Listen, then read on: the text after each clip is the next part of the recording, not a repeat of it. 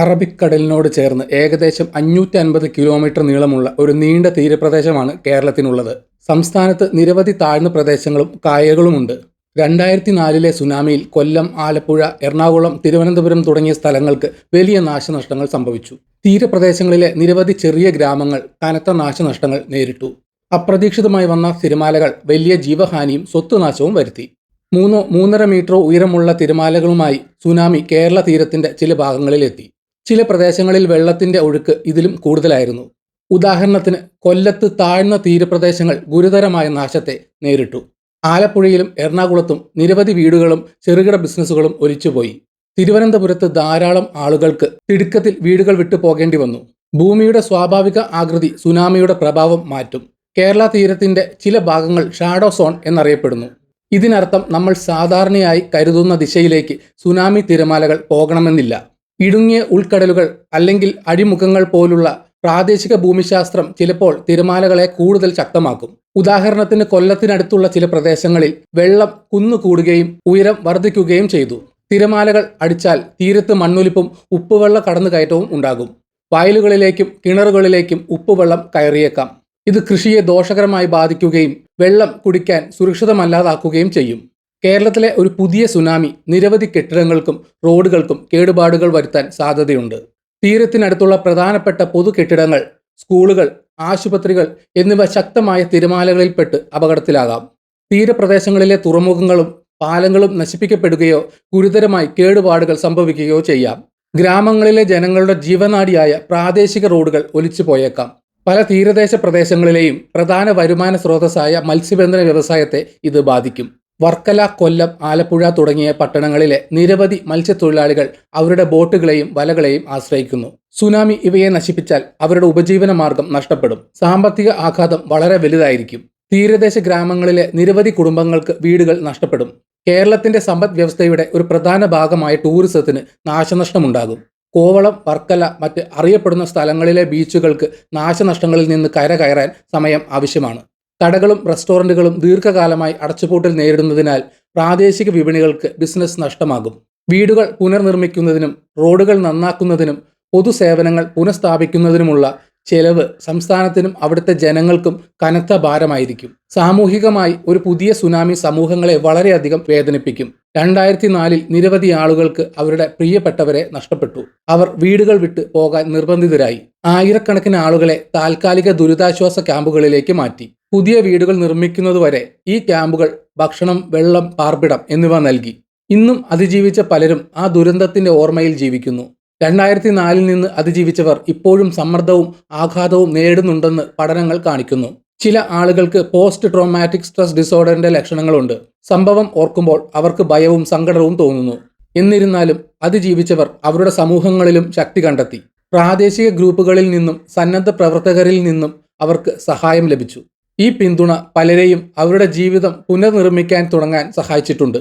2004 മുതൽ കേരളത്തിൽ ദുരന്ത തയ്യാറെടുപ്പ് മെച്ചപ്പെടുത്തുന്നതിന് സർക്കാരും സർക്കാരിതര ഗ്രൂപ്പുകളും പ്രവർത്തിച്ചിട്ടുണ്ട്. കേരള സംസ്ഥാന ദുരന്ത നിവാരണ അതോറിറ്റി നേരത്തെയുള്ള മുന്നറിയിപ്പ് സംവിധാനങ്ങൾ സ്ഥാപിച്ചിട്ടുണ്ട്.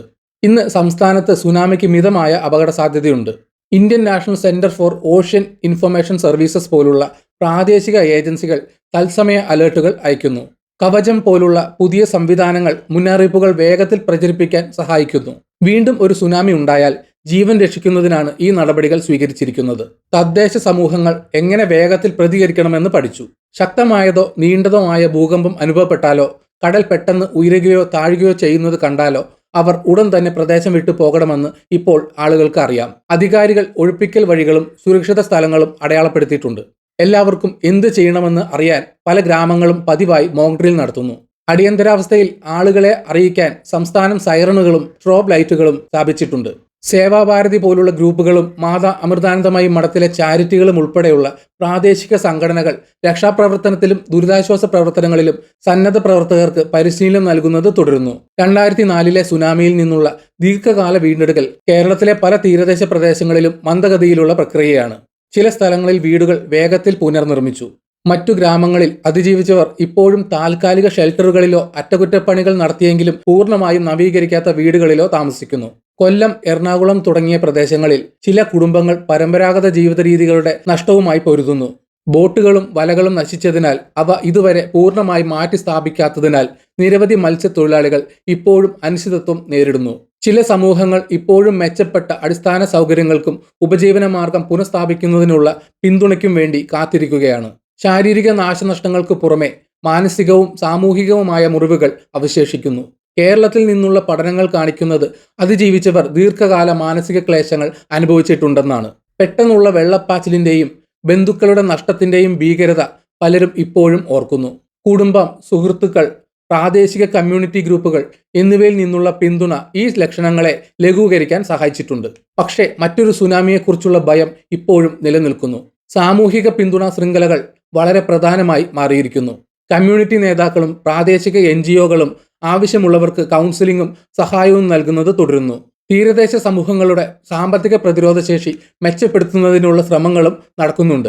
കുടുംബങ്ങളെ പുനർനിർമ്മിക്കാനും പുതിയ ബിസിനസ്സുകൾ ആരംഭിക്കാനും സഹായിക്കുന്നതിനായി സർക്കാർ പദ്ധതികൾ അവതരിപ്പിച്ചിട്ടുണ്ട്. മത്സ്യത്തൊഴിലാളികൾക്കും കട ഉടമകൾക്കും വായ്പകളും ഗ്രാന്റുകളും വാഗ്ദാനം ചെയ്തിട്ടുണ്ട്. ചില തീരപ്രദേശങ്ങളിൽ വിനോദസഞ്ചാരം മന്ദഗതിയിലായിട്ടുണ്ട്. ബീച്ചുകൾ മനോഹരമാക്കുന്നതിലും മെച്ചപ്പെട്ട സൗകര്യങ്ങൾ നിർമ്മിക്കുന്നതിലും സംസ്ഥാനം നിക്ഷേപം നടത്തിയിട്ടുണ്ട്. ചില ഗ്രാമങ്ങളിൽ കൂടുതൽ പിന്തുണയോ മെച്ചപ്പെട്ട സേവനങ്ങളോ ആവശ്യപ്പെടുമ്പോൾ തങ്ങളുടെ ശബ്ദം കേൾക്കുന്നില്ലെന്ന് ആളുകൾ കരുതുന്നു. ഇന്ന് കേരളത്തിലെ 2004 സുനാമിയിൽ നിന്ന് രക്ഷപ്പെട്ടവരിൽ പലരും പ്രതീക്ഷയോടെയും കഷ്ടപ്പാടുകളോടെയുമാണ് ജീവിക്കുന്നത്. തീരദേശ ഗ്രാമങ്ങളിൽ ജീവിതം പതുക്കെ സാധാരണ നിലയിലേക്ക് മടങ്ങിയെത്തിയെങ്കിലും ഓർമ്മകൾ പുതുമയുള്ളതായി തുടരുന്നു. ചിലർ പതിവായി കണ്ടുമുട്ടുന്ന പിന്തുണാ ഗ്രൂപ്പുകൾ രൂപീകരിച്ചിട്ടുണ്ട്. അവർ തങ്ങളുടെ അനുഭവങ്ങൾ പങ്കുവയ്ക്കുകയും നഷ്ടവും ആഘാതവും നേരിടാൻ പരസ്പരം സഹായിക്കുകയും ചെയ്യുന്നു. ദുരന്ത തയ്യാറെടുപ്പിനെക്കുറിച്ചും പ്രതിരോധശേഷിയെക്കുറിച്ചും വിദ്യാർത്ഥികളെ പഠിപ്പിക്കാൻ പ്രാദേശിക സ്കൂളുകളും കോളേജുകളും പരിപാടികൾ വാഗ്ദാനം ചെയ്യുന്നു. 2004 പാഠങ്ങൾ മറക്കുന്നില്ലെന്ന് ഉറപ്പാക്കാൻ ഈ ശ്രമങ്ങൾ ലക്ഷ്യമിടുന്നു. ഭാവിയിലെ പ്രതികരണം മെച്ചപ്പെടുത്തുന്നതിന് നിരവധി അതിജീവിച്ചവർ പ്രാദേശിക സർക്കാർ ഏജൻസികളുമായി പ്രവർത്തിക്കുന്നു. കുടിയൊഴിപ്പിക്കൽ പദ്ധതികളും മുന്നറിയിപ്പ് സംവിധാനങ്ങളും എങ്ങനെ കൂടുതൽ ഫലപ്രദമാക്കാം എന്നതിനെക്കുറിച്ച് അവർ ഫീഡ്ബാക്ക് നൽകിയിട്ടുണ്ട്. അവരുടെ അനുഭവം ഉദ്യോഗസ്ഥരെ ദ്രുത നടപടികളുടെയും ശക്തമായ സമൂഹ ബന്ധങ്ങളുടെയും പ്രാധാന്യം പഠിപ്പിച്ചു. ഈ സഹകരണം മെച്ചപ്പെട്ട ദുരന്ത നിവാരണ നയങ്ങൾക്കും തീരദേശത്തെ അടിസ്ഥാന സൗകര്യങ്ങൾ മെച്ചപ്പെടുത്തുന്നതിനും കാരണമായി. വർക്കല, കൊല്ലം, ആലപ്പുഴ തുടങ്ങിയ തീരദേശ പട്ടണങ്ങളിൽ നിവാസികൾ ഇപ്പോൾ അപകട സാധ്യതകളെക്കുറിച്ച് കൂടുതൽ ബോധവാന്മാരാണ്.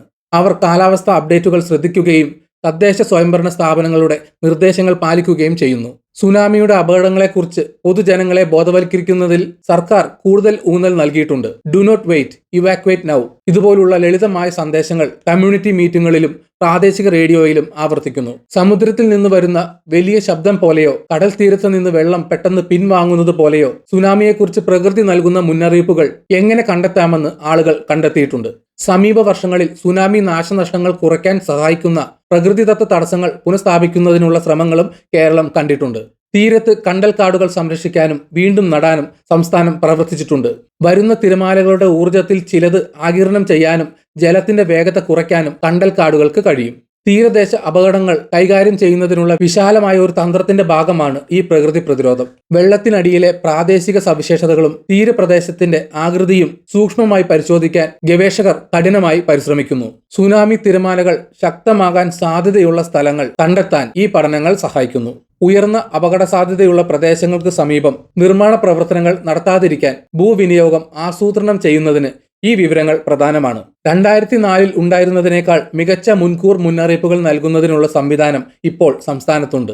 ഇൻകോയ്സും മറ്റ് ഏജൻസികളും ഇപ്പോൾ ഇന്ത്യൻ മഹാസമുദ്രത്തിന് ചുറ്റുമുള്ള ഭൂകമ്പ പ്രവർത്തനങ്ങളും സമുദ്രനിരപ്പും നിരീക്ഷിക്കുന്നു. മുന്നറിയിപ്പുകൾ വ്യക്തമാണെന്നും എല്ലാ സമൂഹത്തിലും എത്തുന്നുണ്ടെന്നും ഉറപ്പാക്കാൻ കേരള സർക്കാർ ദേശീയ ഏജൻസികളുമായി പ്രവർത്തിക്കുന്നുണ്ട്. കൂടാതെ ആവശ്യമുള്ളപ്പോൾ ഒഴിപ്പിക്കൽ നടപടികൾ നടത്താൻ പ്രാദേശിക ഗ്രൂപ്പുകൾ തയ്യാറാണ്. കാലാവസ്ഥാ ഡാറ്റ, സൈറണുകൾ, പൊതു അലേർട്ടുകൾ എന്നിവ ഒരുമിച്ച് കൊണ്ടുവരുന്ന ഒരു ആധുനിക ശൃംഖലയുടെ ഒരു ഉദാഹരണമാണ് കവചം സിസ്റ്റം. ആളുകൾക്ക് സുരക്ഷിതമായി എത്താൻ സമയം ലഭിക്കുന്നതിന് വേഗത്തിലും കൃത്യമായും മുന്നറിയിപ്പുകൾ നൽകുക എന്നതാണ് ഈ സംവിധാനത്തിന്റെ ലക്ഷ്യം. സംസ്ഥാനം ദുരന്ത തയ്യാറെടുപ്പ് മെച്ചപ്പെടുത്തിയിട്ടുണ്ടെങ്കിലും ഇപ്പോഴും വെല്ലുവിളികളുണ്ട്. പല ചെറിയ ഗ്രാമങ്ങളിലും ഇപ്പോഴും മോശം അടിസ്ഥാന സൗകര്യങ്ങളാണ്.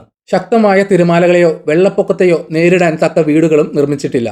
ചില തീരദേശ റോഡുകൾ ഇടുങ്ങിയതും എളുപ്പത്തിൽ ഒലിച്ചു പോകാവുന്നതുമാണ്.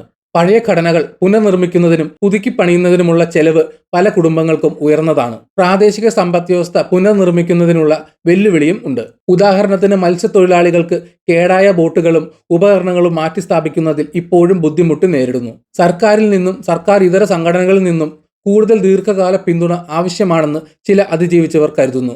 2004 സുനാമിയിൽ നിന്ന് പഠിച്ച പാഠങ്ങൾ ഇന്നും കേരളത്തെ സ്വാധീനിക്കുന്നു. ആവർത്തിച്ചുള്ള വെല്ലുവിളികളെ നേരിടുമ്പോൾ തദ്ദേശീയ സമൂഹങ്ങൾ വലിയ ധൈര്യവും സഹിഷ്ണുതയും പ്രകടിപ്പിച്ചിട്ടുണ്ട്. അവർ തങ്ങളുടെ ജീവിതം പുനർനിർമ്മിക്കാനും വീടുകൾ സംരക്ഷിക്കാനും ഒരുമിച്ച് പ്രവർത്തിക്കുന്നു. അതിജീവിച്ചവരിൽ പലരും തങ്ങളുടെ അനുഭവങ്ങളെ സമൂഹത്തെ മെച്ചപ്പെടുത്താനുള്ള ദൃഢനിശ്ചയമാക്കി മാറ്റി. പ്രാദേശിക ദുരന്ത നിവാരണത്തെക്കുറിച്ചുള്ള ആസൂത്രണത്തിലും തീരുമാനമെടുക്കലിലും അവർ സജീവ പങ്കാളികളായി. ദ്രുത പ്രതികരണം, സമൂഹ പങ്കാളിത്തം, മികച്ച അടിസ്ഥാന സൗകര്യങ്ങൾ എന്നിവയ്ക്ക് ഊന്നൽ നൽകുന്ന പുതിയ നയങ്ങൾ രൂപപ്പെടുത്താൻ അവരുടെ ശബ്ദങ്ങൾ സഹായിച്ചിട്ടുണ്ട്. ഇന്ന് കേരളത്തിൽ 2004 സുനാമിയിൽ നിന്ന് രക്ഷപ്പെട്ട പലരുടെയും ഇന്നത്തെ അവസ്ഥ സമ്മിശ്ര പുരോഗതിയാണ് കാണിക്കുന്നത്. ചിലർ സർക്കാർ വായ്പകളുടെയും NGOയുടെ പിന്തുണയുടെയും സഹായത്തോടെ ശക്തവും ആധുനികവുമായ വീടുകൾ പുനർനിർമ്മിച്ചു. നിരവധി മത്സ്യത്തൊഴിലാളികൾ അവരുടെ പഴയ ബോട്ടുകൾ മാറ്റി മത്സ്യബന്ധനം പുനരാരംഭിച്ചു. കൊച്ചി, തിരുവനന്തപുരം തുടങ്ങിയ നഗരപ്രദേശങ്ങളിൽ മെച്ചപ്പെട്ട അടിസ്ഥാന സൗകര്യങ്ങളും കൂടുതൽ വിഭവങ്ങളും കാരണം സമൂഹങ്ങൾ വേഗത്തിൽ വീണ്ടെടുക്കൽ കണ്ടു. പക്ഷേ മാനസിക ആഘാതവും ഇപ്പോഴും നിലനിൽക്കുന്നു. ചില അതിജീവിച്ചവർ ഉത്കണ്ഠയും പോസ്റ്റ് ട്രോമാറ്റിക് സമ്മർദ്ദവും അനുഭവിക്കുന്നു. പ്രത്യേകിച്ച് ഭൂകമ്പത്തെക്കുറിച്ചുള്ള വാർത്തകൾ കേൾക്കുമ്പോഴോ അസാധാരണമായ കടൽ സ്വഭാവം കാണുമ്പോഴോ. മാനസിക സമ്മർദ്ദം അനുഭവിക്കുന്നവരെ പിന്തുണയ്ക്കുന്നതിനായി പ്രാദേശിക ആരോഗ്യ കേന്ദ്രങ്ങളും കൗൺസിലിംഗ് പരിപാടികളും ആരംഭിച്ചിട്ടുണ്ട്. സാമൂഹിക പിന്തുണയും ശക്തമായ സമൂഹ ബന്ധങ്ങളും ആഘാത ലക്ഷണങ്ങൾ കുറയ്ക്കുന്നതിൽ ഒരു പ്രധാന പങ്ക് വഹിക്കുന്നുണ്ടെന്ന് ഗവേഷകർ അഭിപ്രായപ്പെടുന്നു. അതിജീവിച്ച നിരവധി പേർ അത്തരം പരിപാടികളിൽ നിന്ന് പ്രയോജനം നേടിയിട്ടുണ്ട്. അവർ പതിവായി കൗൺസിലിംഗ് സെഷനുകളിലും കമ്മ്യൂണിറ്റി മീറ്റിംഗുകളിലും പങ്കെടുക്കുന്നു. അവിടെ അവർ തങ്ങളുടെ അനുഭവങ്ങൾ പങ്കിടുകയും നേരിടാനുള്ള കഴിവുകൾ പഠിക്കുകയും ചെയ്യുന്നു. ദുരന്തത്തിന്റെ ദീർഘകാല മാനസിക പ്രത്യാഘാതങ്ങൾ കൈകാര്യം ചെയ്യാൻ ഇത് അവരെ സഹായിച്ചു. സുനാമി അതിജീവിച്ചവരുടെ അനുഭവങ്ങൾ രേഖപ്പെടുത്തുന്നതിനും സംസ്ഥാനം പ്രവർത്തിച്ചിട്ടുണ്ട്. 2004 ഓർമ്മ നിലനിർത്താൻ വാക്കാലുള്ള ചരിത്രങ്ങളും അക്കാദമിക് പഠനങ്ങളും സഹായിക്കുന്നു. ദുരന്ത തയ്യാറെടുപ്പിന്റെ പ്രാധാന്യത്തെക്കുറിച്ച് പുതിയ തലമുറകളെ ബോധവൽക്കരിക്കാൻ ഈ ഡോക്യുമെന്റേഷൻ ഉപയോഗിക്കുന്നു. 2004 അപേക്ഷിച്ച് കേരളം ഇന്ന് കൂടുതൽ തയ്യാറാണ്. പക്ഷേ എപ്പോഴും മെച്ചപ്പെടുത്തലിന് ഇടമുണ്ട്. മുൻകൂർ മുന്നറിയിപ്പ് സംവിധാനങ്ങളിലും ദുരന്ത നിവാരണ പരിശീലനത്തിലും സംസ്ഥാനം നിക്ഷേപം തുടരുന്നു. പ്രകൃതി ദുരന്തങ്ങളിൽ ഏറ്റവും കൂടുതൽ ബാധിക്കപ്പെടുന്ന പ്രായമായവർ, സ്ത്രീകൾ, കുട്ടികൾ തുടങ്ങിയ ദുർബല വിഭാഗങ്ങളെ സംരക്ഷിക്കുന്നതിന് ശക്തമായ ശ്രദ്ധ കേന്ദ്രീകരിക്കുന്നു. തദ്ദേശ സ്വയംഭരണ സ്ഥാപനങ്ങൾ പതിവായി പരിശീലന പരിപാടികൾ നടത്തുകയും സമൂഹ നേതാക്കൾ സംസ്ഥാന ഏജൻസികളുമായി അടുത്ത് പ്രവർത്തിക്കുകയും ചെയ്യുന്നു. കൂടുതൽ പ്രതിരോധശേഷിയുള്ള ഒരു സമൂഹം കെട്ടിപ്പടുക്കാൻ ഈ സഹകരണ സമീപനം സഹായിച്ചിട്ടുണ്ട്. ചുരുക്കത്തിൽ, കേരളത്തിൽ മറ്റൊരു സുനാമി ഉണ്ടായാൽ അത് വീടുകൾക്കും അടിസ്ഥാന സൗകര്യങ്ങൾക്കും പ്രാദേശിക സമ്പദ് വ്യവസ്ഥയ്ക്കും ഗുരുതരമായ നാശമുണ്ടാക്കും. കേരള തീരത്തിന്റെ സ്വാഭാവിക സവിശേഷതകൾ ചിലപ്പോൾ തിരമാലകളെ കൂടുതൽ ശക്തമാക്കും. പ്രത്യേകിച്ച് കൊല്ലം, ആലപ്പുഴ, എറണാകുളം തുടങ്ങിയ സ്ഥലങ്ങളിൽ പലരുടെയും ജീവൻ അപകടത്തിലാകും. വീണ്ടെടുക്കൽ പ്രക്രിയ ദീർഘവും വെല്ലുവിളി നിറഞ്ഞതുമായിരിക്കും. എന്നിരുന്നാലും 2004 സുനാമിയിൽ നിന്ന് പഠിച്ച പാഠങ്ങൾ, മുൻകൂർ മുന്നറിയിപ്പ് സംവിധാനങ്ങൾ, ദുരന്ത നിവാരണ സംവിധാനം, സമൂഹ തയ്യാറെടുപ്പ് എന്നിവയിൽ പുരോഗതി കൈവരിക്കാൻ കാരണമായി. 2004 സുനാമിയിൽ നിന്ന് അതിജീവിച്ചവർ അവരുടെ ജീവിതം പുനർനിർമ്മിക്കുന്നത് തുടരുന്നു.